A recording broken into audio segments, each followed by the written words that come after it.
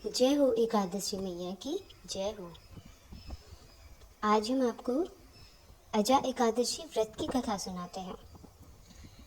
भगवान श्री राम के वंश में अयोध्या नगरी में एक चक्रवर्ती राजा हरिश्चंद्र नाम के एक राजा हुए थे।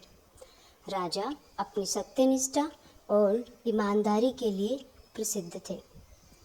एक बार देवताओं ने इनकी परीक्षा लेने की योजना बनाई। राजा ने सपने में देखा कि ऋषि विश्वामित्र को उन्होंने अपना राजपाट दान कर दिया। सुबह विश्वामित्र वास्तव में उनके द्वार पर आकर कहने लगे, तुमने सपने में मुझे अपना राज्य दान कर दिया। राजा ने सत्यनिष्ठ व्रत का पालन करते हुए संपूर्ण राज्य विश्वामित्र को सौंप दिया।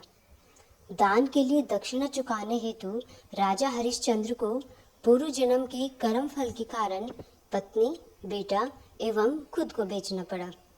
हरिश्चंद्र को एक डोम ने खरीद लिया जो शमशान भूमि में लोगों के दाह संस्कार का काम करवाता था।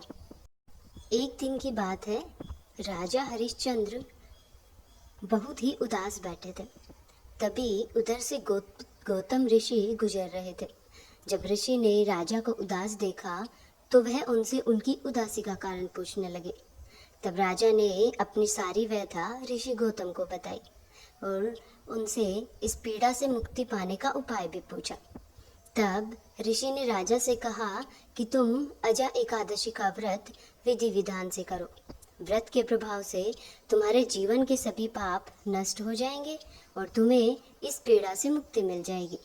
ऋषि की यह बात सुनकर राजा हरिश्चंद्र अजा एकादशी के दिन विधि विधान से भगवान विष्णु का पूजन उपवास किया।